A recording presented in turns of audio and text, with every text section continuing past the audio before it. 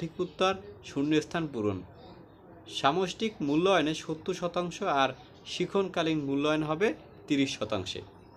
সংস্থাটির চেয়ারম্যান অধ্যাপক doctor AKM Riazul Hasan বলেন, সৃজনশীল প্রশ্নপত্রে অনুষ্ঠিত হবে চলতি বছরের 6ষ্ঠ থেকে 9ম শ্রেণীর বার্ষিক পরীক্ষা।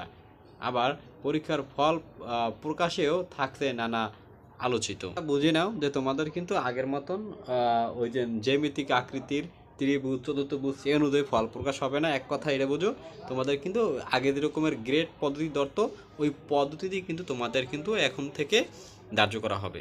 দেখো এখানে বলছে যে সমালোচিত ত্রিভুজ চতুর্ভুজ ও বৃত্ত এর পরিবর্তে আবারও চালু করা হবে নম্বর ভিত্তিক গ্রেডিং পদ্ধতি। অর্থাৎ তোমার 80 থেকে 90, এই 90-এর ভিতরে থাকলে কিন্তু তোমার A+, এর থেকে নিচে নামলে A গ্রেড, এর থেকে নিচে নামলে A-, এইভাবে কিন্তু তোমাদের কিন্তু এখন গ্রেডিং পদ্ধতি হবে।